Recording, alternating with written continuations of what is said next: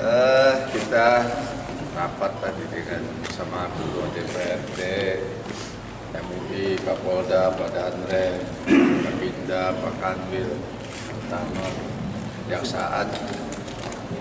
Secara khusus kita menyikapi kondisi kebangsaan dan satu kondisi yang saya kira semua tahu, terjadi teror baik di Makobrimob maupun di Surabaya, yang ini memang sangat berdampak terhadap kondisi psikologi masyarakat, itu juga berekses pada persoalan ekonomi karena rasa aman terganggu. Begitu juga meningkatkan kewaspadaan di berbagai provinsi. Ini juga sangat berpengaruh dalam kehidupan ekonomi, sosial, dan politik yang terjadi di negara yang kita cintai. Oleh karena itu tadi kita sepakat berbagi tugas bahwa perlu ada langkah-langkah. Yang pertama, kita memang menghimbau dan meminta kepada masyarakat untuk tetap tenang, tingkatkan kewaspadaan,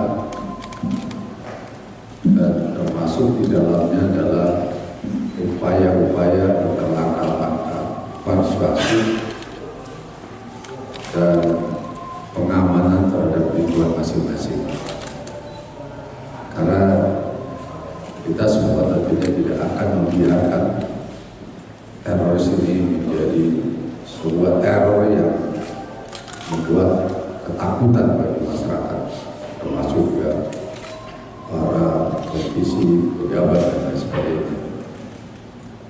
Kita juga akan melakukan bentuk-bentuk perlawanan dengan upaya ada semangat sosial ekonomi, perlawanan sosial. Dan juga kita mencoba melakukan upaya-upaya untuk meningkatkan pemahaman kepada masyarakat, termasuk di dalamnya juga upaya-upaya melakukan kesadaran masyarakat terhadap kehidupan berbangsa dan bernegara.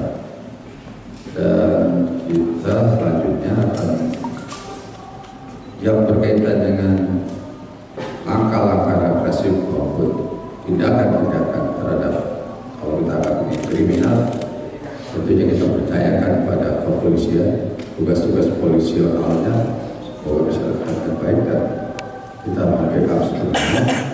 Sementara dalam kaitan dengan perlawanan sosial, kita sudah sepakat mengerjakan pendek dan macam bahwa perlu dulu dakwah para penyuluh, dan termasuk juga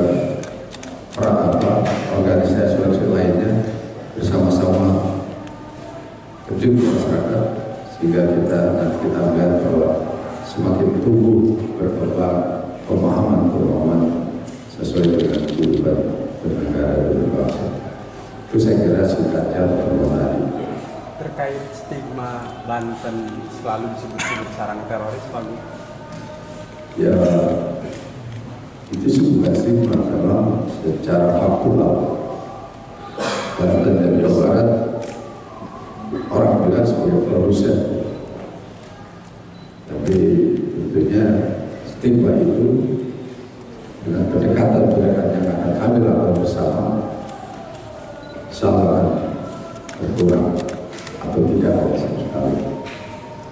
Dan saya ingin menjadi role model proyek dalam rangka pendekatan atau approach sosial agar stigma itu bisa hilang dari persoalan.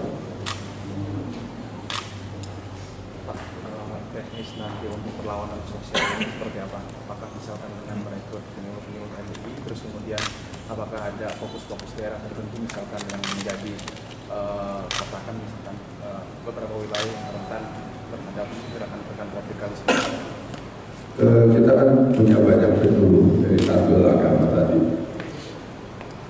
kita kan punya Babinsa Binamas RT RW yang kita harus perankan dalam apa namanya, pada tingkatan yang rendah kita punya, sama dengan masyarakat, termasuk juga pendekatan anggota DPRD kepada konstituennya yang mereka punya konstituen masing-masing, untuk bersama-sama bersosialisasi,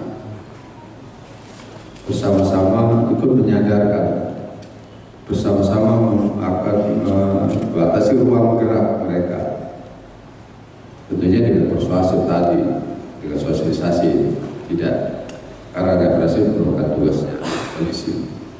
Nah, saya kira potensi itu banyak, elemen masyarakat banyak bersama-sama untuk bagaimana akan kita bangun satu sistem. Dan ini kan kita berhadapan dengan sistem yang memang mereka yang sudah terorganisir, mereka punya mereka sangat rapi organisasinya, dan kita juga tentunya sampai level bawah, kita minta seluruh elemen masyarakat dalam kehidupan berbangsa, kita minta tanggung jawabnya kepada bangsa dan negara, bersama-sama menyadarkan agar ini ideologi ini tidak tumbuh dan berkembang kembali.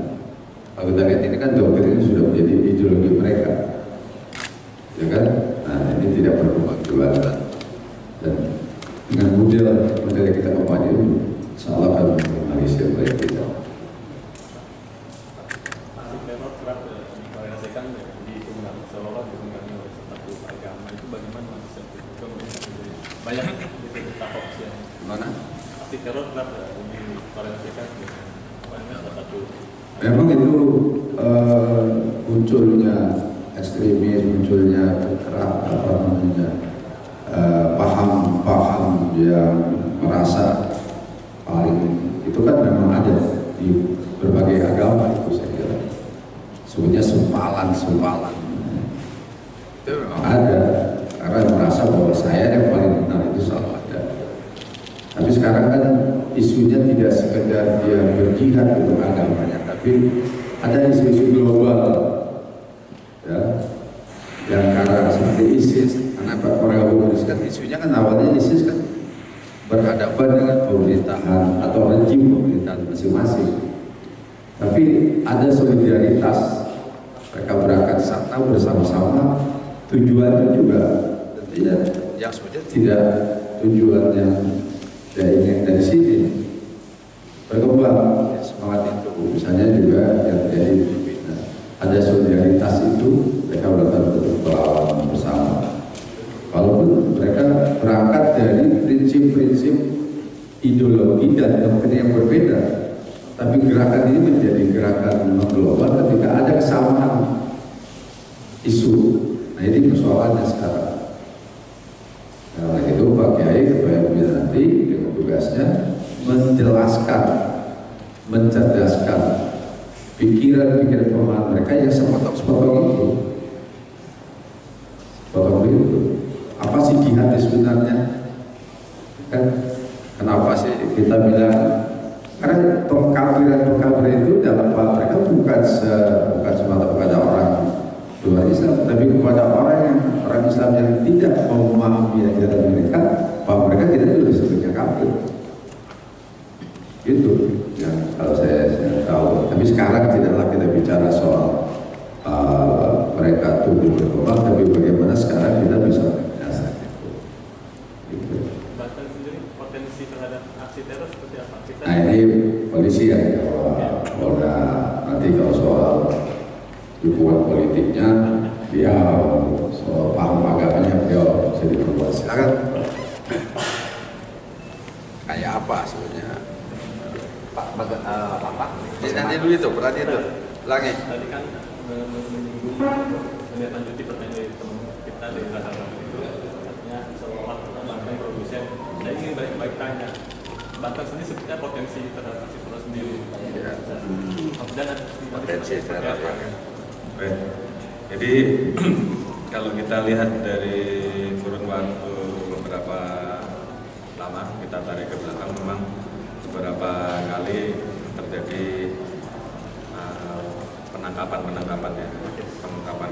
pengungkapan yang merupakan pengembangan dari kasus-kasus teror yang memang ada beberapa pelaku yang diamankan dari wilayah kita. Jadi tentunya dari beberapa kali kejadian tersebut memang di wilayah kita memang ada beberapa titik yang menjadi potensi untuk hal tersebut. Nah, karena itu tentunya seperti tadi disampaikan oleh Bapak Gubernur adalah bagaimana upaya kita untuk mencegah dan mengurangi ruang gerak sehingga tentunya aksi teror tersebut tentunya bisa kita cegah untuk tidak terjadi di wilayah kita. Tentunya tadi disampaikan bagaimana kita melakukan upaya-upaya pengawasan, pemantauan, tentunya menciptakan daya cegah dan daya tangkal terhadap masyarakat sehingga masyarakat tidak mudah jadi terpapar terhadap doktrin-doktrin yang mengajak ke doktrin tersebut. Itu yang harus kita lakukan. Jadi ini kita sudah sepakat bahwa TNI, Polri, kemudian seluruh stakeholder yang ada, elemen-elemen masyarakat, pemerintah daerah, dan seluruh tokoh agama untuk sama-sama kita melakukan upaya turun langsung ke bawah, turun ke titik-titik yang paling dasar untuk kita berikan sentuhan-sentuhan sehingga kita harapkan ke depan di wilayah kita ini bisa semakin minim dan tentunya kita harapkan apabila ini bisa dilaksanakan secara optimal ini bisa kita atasi. Terima kasih. Pak, untuk mengantisipasi tersebut kan ada jadi masyarakat menilai bahwa akibat serangan teror tersebut TNI dan Polri ini sering kecolongan, ya kan? Nah, untuk tidak terjadi hal seperti itu lagi, agar tidak kecolongan kembali, Pak, seperti apa? Oke, terima kasih. Jadi bicara istilah kecolongan, jadi begini, ada kewenangan yang selalu disampaikan bahwa ada kewenangan kami, TNI, kewenangan Polri, kewenangan TNI, kewenangan dari BIN yang tentunya kita memiliki batasan. Kita tahu siapa yang pula, kita tahu siapa yang memiliki potensi untuk melakukan hal tersebut. Namun manakala mereka dalam posisi belum melakukan, belum ada alat bukti, tentunya akan sulit bagi kita untuk melakukan upaya paksa ya, upaya penegakan hukum. Oleh karena itu tentunya kami sangat berharap bahwa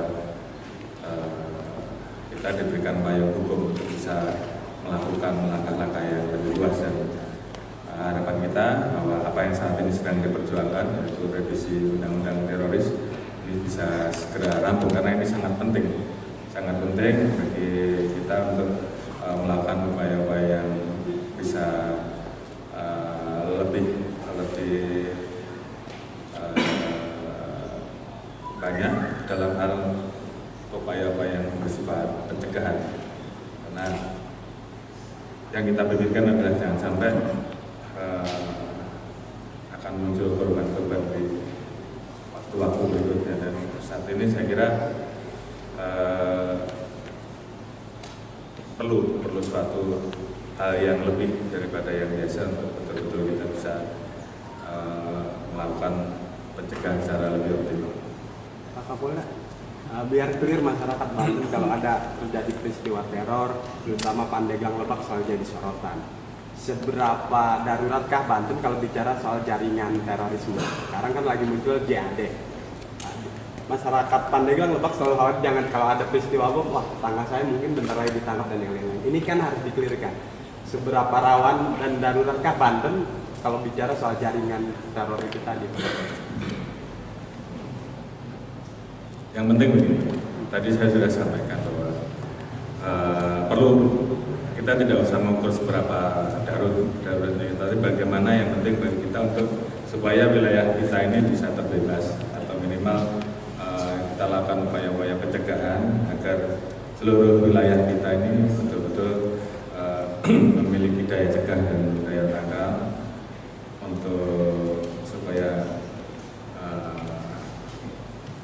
tidak ada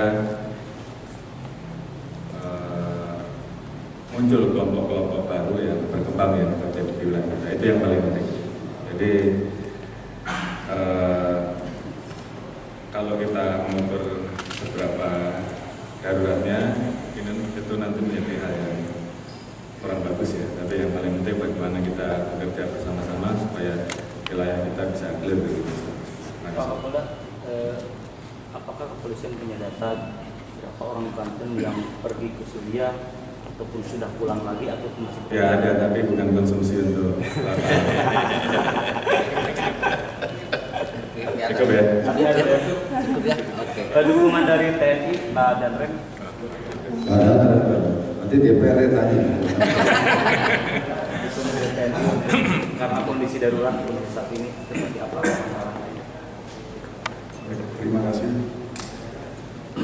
Pada dasarnya tadi sudah disampaikan sama Bapak Kapolda.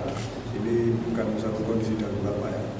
Jadi memang ada sekelompok orang yang mungkin membuat aksi yang ingin supaya dia mendapat perhatian.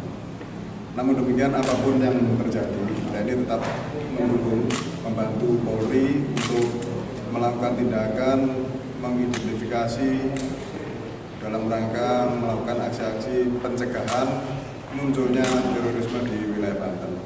Saya kira kerjasama di bawah itu sudah dimulai dari Babinsa dengan Babin Kamtibmas yang setiap hari selalu datang ke masyarakat dari rumah ke rumah, mendatangi, menyapa. Itu salah satu upaya yang kita lakukan.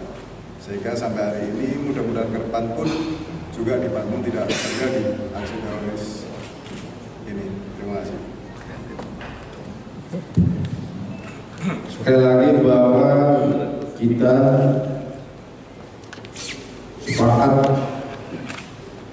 untuk melawan terorisme dengan berbagai pendekatan. Yang kedua, kita menghimbau kepada masyarakat untuk tetap tenang dan mewaspadai yang berkaitan dengan gerakan-gerakan teroris itu sendiri. Yang ketiga, kita berharap bahwa Banten tetap aman, tetap utuh, tentram, sehingga tidak mengkhawatirkan para investor itu sendiri. Kegiatan ekonomi berjalan normal, kegiatan sosial berjalan normal, hubungan-hubungan di antara kita, antara masyarakat dan pemerintah, insya Allah akan berjalan normal. Saya kira kesimpulan yang tadi kita sepakati bersama. Sudah, cukup. Jadi kita bergandengan tangan terlebih dahulu. Izin mundur.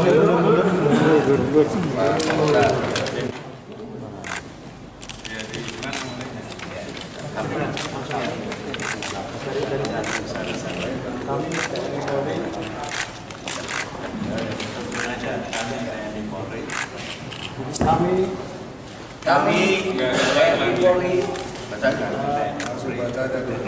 Kamu hitung aja. Saya hitung kan? 1, 2, 3.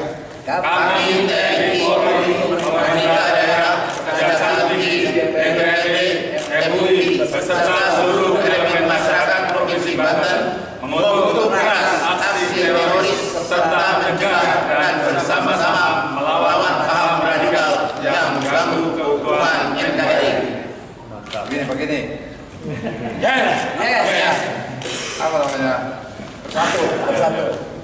1, 2, 3. Bersatu. Yes.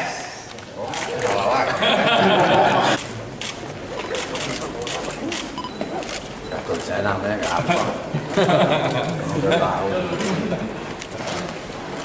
Kalau pakai nama mau dikenalin.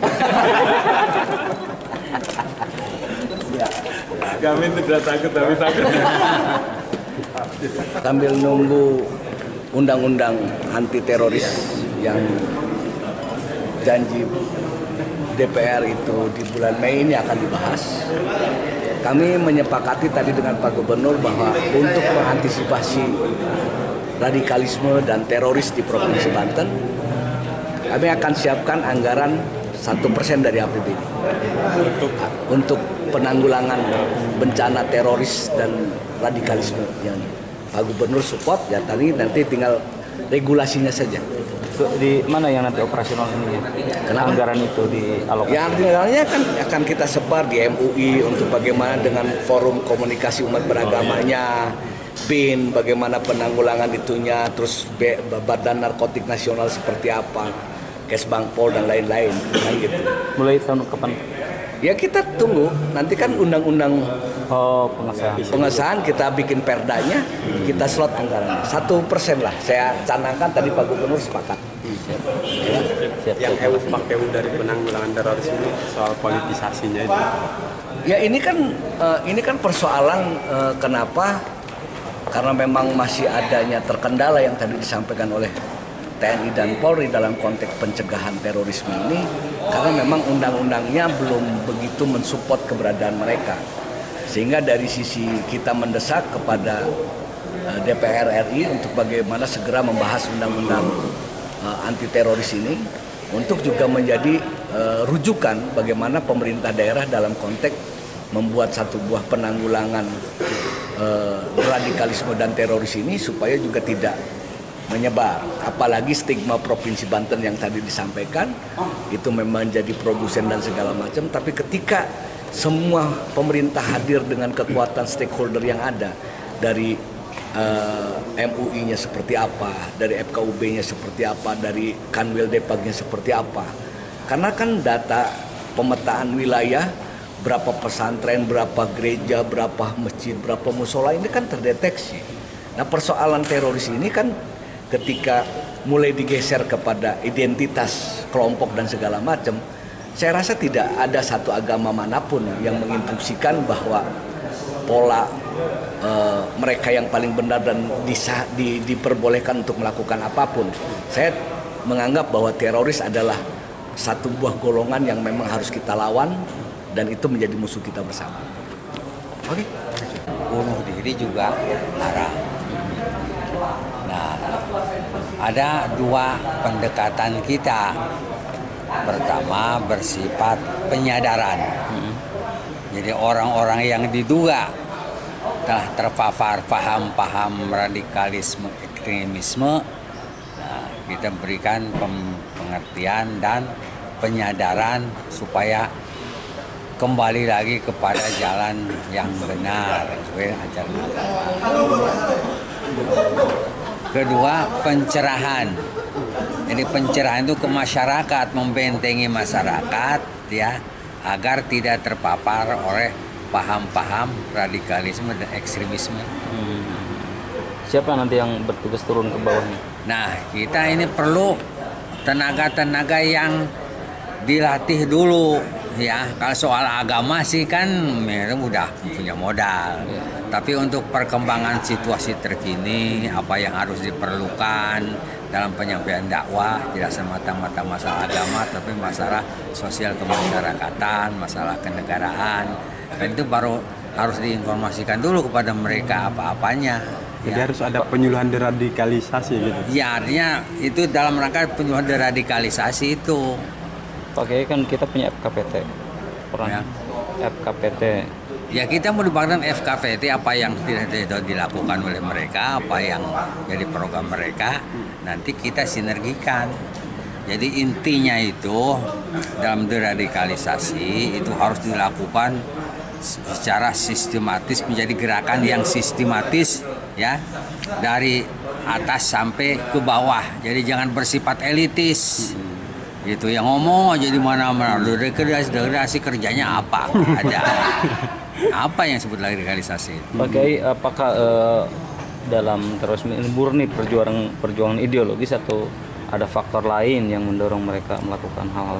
Ya awalnya itu memang pemahaman keagamaan ya yang sepenggal-sepenggal ya. Artinya ada ayat ini ayat itu tapi tidak melihat konteksnya. Ya selalu hitam putih. Meskipun foto nggak berubah, sekarang berwarna kan, nggak hitam putih lagi. itu masih pakai hitam putih. Ya kedua karena sudah menjadi keyakinan didoktrinkan bahwa ini yang benar yang lain itu salah sama sekali, itu menjadi ideologis ya gitu yang harus diperjuangkan gitu. Itu ya jadi keagamaan yang menurut kita itu ya keliru ya, yang lain salah, yang dirasanya benar. Jadi sudah menjadi keyakinan yang teguh dan harus diperjuangkan, itu sudah menjadi ideologis. Tidak ada faktor ekonomi. Tidak ada, orang-orang yang udah ada yang punya berkecukupan, meskipun ada juga yang ekonominya pas-pasan ya. Dan tidak semata-mata. Secara agama itu masih bisa diarahkan kan? Kemudian artinya kita optimis ya, sebab ada juga kan yang bekas-bekas teroris yang sekarang sudah sadar ya. Nah, ini pendekatan. Jadi dalam pendekatan apa namanya itu penyadaran itu ya kita juga memilih ulama-ulama yang lihai berdebat itu ya, sabar. Sebab kalau tidak sabar dia berdebat kan dia sendiri yang ngamuk gimana. Nah itu. Kemudian ya tahu permasalahannya ya gitu. Itu yang untuk penyadaran. Kalau yang pencerahan pencerahan ya itu bisa balik penyuluh agama yang biasa. Hanya tinggal membekali materinya saja gitu. Tidak semata-mata materi agama.